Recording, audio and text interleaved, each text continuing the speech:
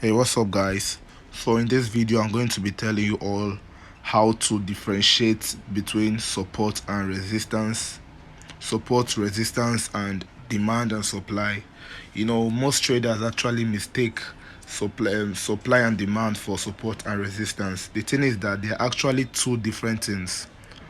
So in this video I'm going to break it down for you. I'm going to tell you the difference between supply and resistance, demand and support. So just so you understand.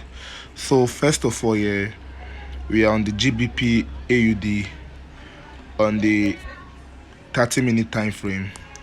So let me go ahead and identify the support now.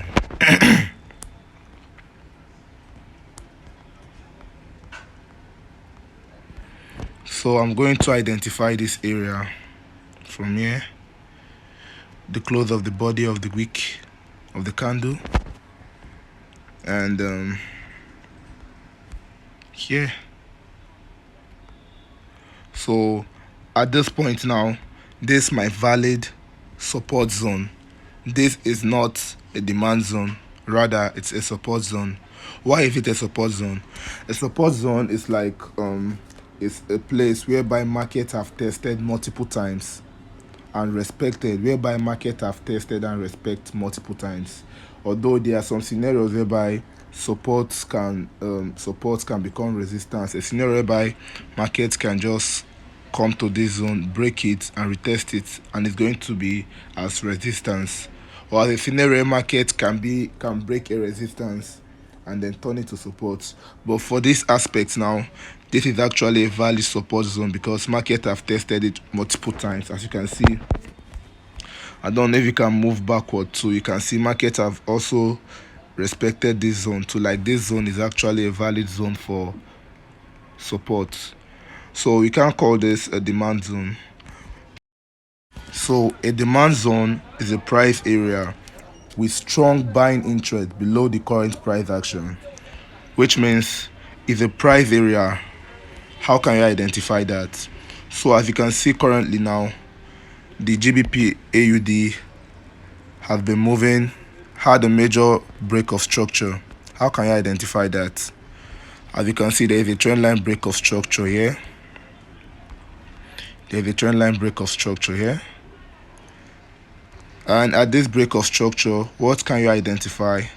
If you want to identify the demand zone, you are going to look for the area, for the price area whereby market had that impulsive move and then break the structure and then change the character of the market. So if you want to do that now, you're going to identify the zone at this point. This is actually the zone.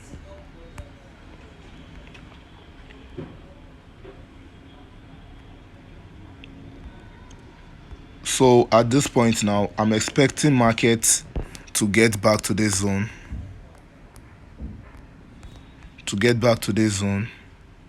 Probably, I don't know how long it's going to take.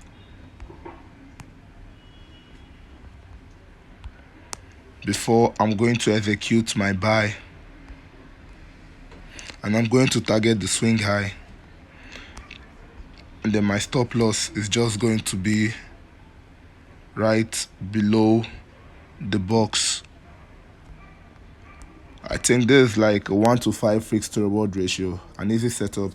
So the difference between support and demand zone is that support zone deals with past price actions, which means the zone has to be like tested multiple times, and either there is a major break of structure at a particular area or at a particular level whereby the market have respected. But supply zone, not supply, rather demand, and demand zone is a point whereby markets have a major change of character in the market, like a reversal. As you can see now, at this point, market is creating lower high, and then when market gets to this point here, it didn't actually break this support zone. It didn't actually break this point. Instead, it went up, create a lower high, it came back again, had a pullback. Instead of it to come back or maybe break this zone, instead it had a pullback, failing to create a lower low. But what do we see next? A higher high. So after a higher high comes a pullback, and this pullback is going to happen at the demand zone, and the demand zone is actually this point. It's actually this area, because this is the area where market had its final pullback before breaking this structure, before changing its character to the upside, before its reversal. I don't know if you guys understand me. So supply demand zone actually deals with the point whereby markets had a major change of character. The same goes with supply zone, and for support and for resistance the same thing goes with support. Support and resistance actually opposite. So just the same way support work is actually the same way resistance work, but in the opposite way. So at this point now, I'm going to try to identify a resistance area, but maybe I'm going to do that later. But for now, I hope you guys understand supply and demand and support, and you understand that they are two different things. So thank you guys for watching this video. I've come to the end of it. Peace.